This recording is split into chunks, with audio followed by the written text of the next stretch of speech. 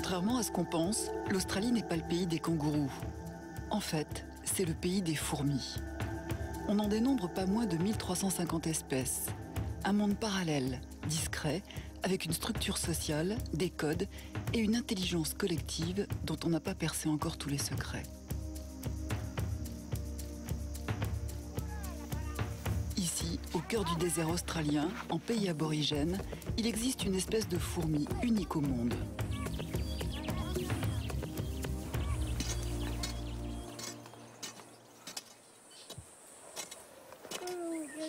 Ils creusent jusqu'à parfois plus d'1 mètre sous terre pour la dénicher. Pour survivre aux sécheresses, ces insectes ont mis en place un système extrêmement élaboré. Les ouvrières récoltent le nectar des fleurs d'un arbre, le mulga. Puis elles le stockent dans leurs abdomens et se transforment en jarres vivantes. Elles régurgitent ensuite leur précieux nectar pendant les périodes de disette, une méthode infaillible pour garantir leur survie. Les aborigènes considèrent depuis toujours les fourmis pot de miel comme les sucreries du bush. Leur miel aurait même des vertus thérapeutiques contre les brûlures d'estomac. Dans la culture aborigène, la fourmi pot de miel est au centre de la création de l'univers. Dans ce coin de l'Australie, les fourmis sont des alliés, des cadeaux de la nature.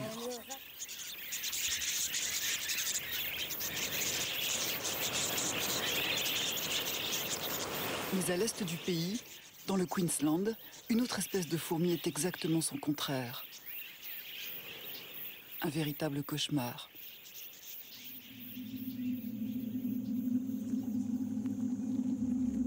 Elles sont conquérantes, avec un instinct guerrier, une espèce invasive et agressive.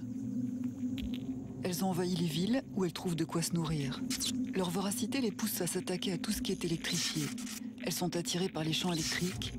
Elles s'introduisent dans des feux de signalisation, les transformateurs, les interrupteurs, même dans les aéroports où elles provoquent des courts-circuits. À cause d'elles, des catastrophes aériennes ont déjà été évitées de justesse. Les fire ants, les fourmis de feu, vivent au milieu des hommes. Elles ont été importées involontairement d'Amérique du Sud, dans des cales de cargo. Elles ont débarqué au port de Brisbane, où elles ont été repérées en 2001. Elles étaient déjà installées au sud des États-Unis depuis les années 50. Depuis 10 ans, les Australiens lui livrent une guerre sans merci.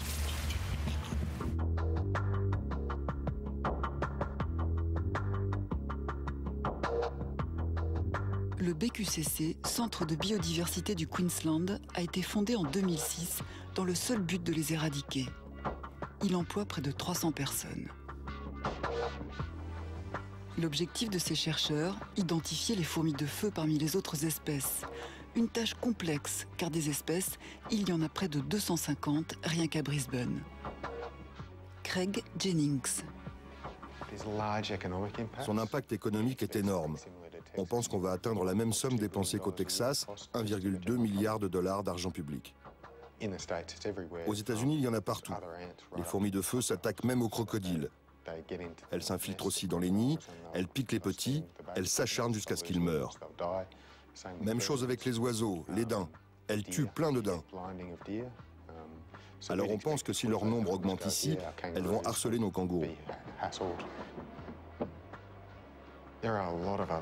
Il y a beaucoup de choses dont elles sont capables. Elles peuvent creuser des tunnels jusqu'à 40 mètres de profondeur pour trouver de l'eau. Si elles ne sont pas nombreuses, vous ne pouvez pas les repérer. Les premiers 6 mois, aucun signe n'est visible à la surface de la Terre. On doit les combattre. This is Brisbane here. All through there. Then over here you've got Le BQCC organise des séances de formation pour la population la plus exposée. Cette fois, il s'agit d'ouvriers qui travaillent sur des chantiers. Ils apprennent qu'elle dévore tout sur son passage, flore, plantations, animaux. Elle n'hésite pas à s'attaquer à l'homme, surtout quand il est fragile, âgé, malade ou quand il est encore un nourrisson. Plusieurs personnes sont déjà décédées suite à leur attaque. Leur piqûre est très douloureuse car leur venin est composé d'acide formique très corrosif. Elles peuvent piquer 7 à 8 fois de suite. Elles lâchent alors un produit chimique qui attire d'autres fourmis. C'est l'attaque en masse, la curée. Une seule reine pond 1 à 2 œufs toutes les minutes, 24 heures sur 24. Les colonies peuvent atteindre 40 millions d'individus au kilomètre carré. Les scientifiques l'ont baptisé Invicta, qui signifie invaincu, car la fourmi de feu ne connaît aucun prédateur. Tactique numéro 1, tenter de contrôler les envahisseurs. Les traquer dans les moindres recoins. Inspection par Barbara Whitwell.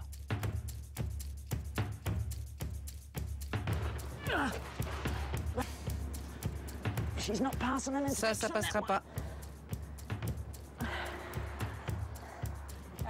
Ah, celui-ci est mieux.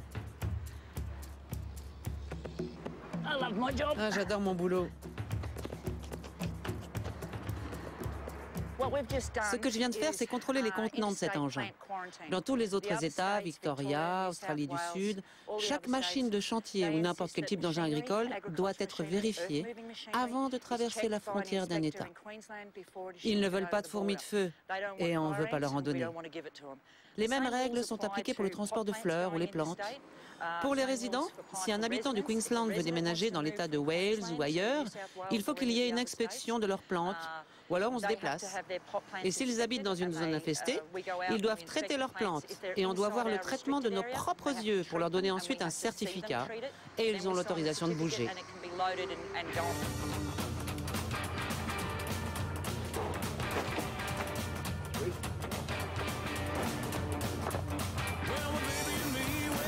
Tactique numéro 2, déploiement sur le terrain. Traitement anti-fourmis de feu tous azimuts.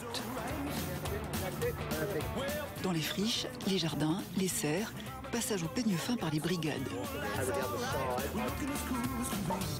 Capture de tout individu suspect. Prévention, information, obstination. Et but ultime, extermination de l'ennemi.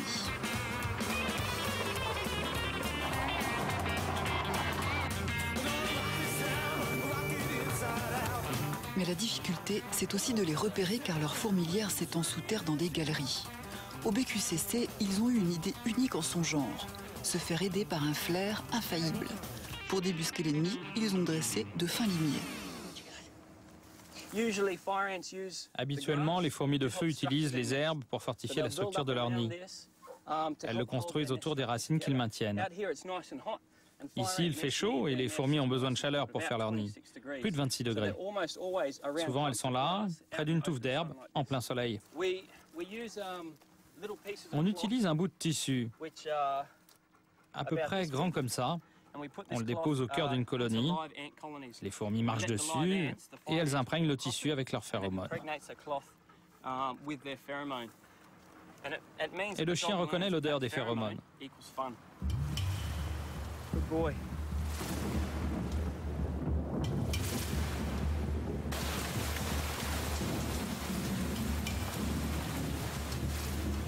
Février 2010, le Queensland est assiégé par les eaux. Des crues records, les inondations les plus graves depuis 50 ans. Les ponts, les routes sont coupées, les habitants sans logement. Des torrents de boue ont emporté les arbres, les bateaux, même les ponts métalliques. Les pluies torrentielles ont submergé Brisbane et sa banlieue. Le déluge a tout emporté. On ne donnait pas cher de la peau de la fourmi de feu. Elle avait dû périr noyée, comme bon nombre d'espèces.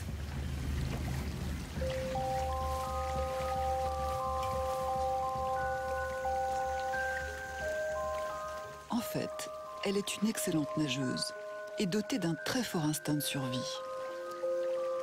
Les colonies se sont transformées en de véritables radeaux vivants. En priorité, elles ont mis les cocons à l'abri pour sauver l'espèce.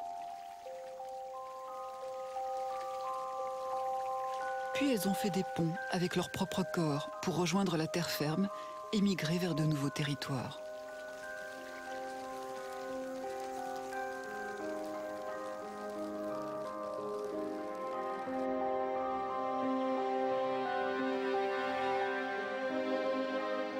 Maintenant, elles sont de retour.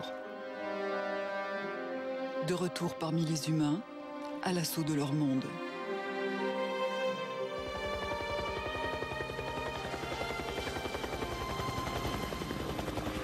Au centre de biodiversité de Brisbane, on a déployé les grands moyens.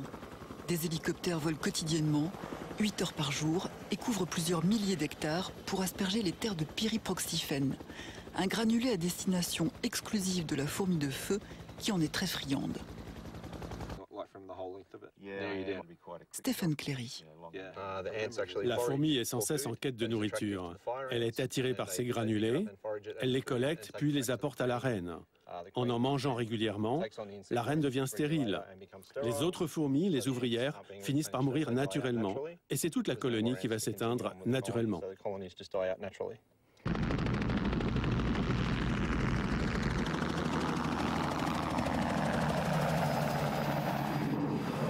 Une colonie de fourmis de feu gagne de 8 à 10 km de terrain par an. À l'échelle mondiale, elle est considérée comme la plus envahissante de son espèce. Il fallait trouver une arme radicale à sa hauteur. C'est aux États-Unis que des chercheurs ont mis au point un plan diabolique. On l'appelle la décapiteuse. La mouche phoride vient d'Amérique du Sud, elle aussi. Elle attaque la fourmi de feu en lui injectant un œuf dans l'abdomen. Au bout d'une dizaine de jours, l'œuf se transforme en larve qui dévore la fourmi de l'intérieur.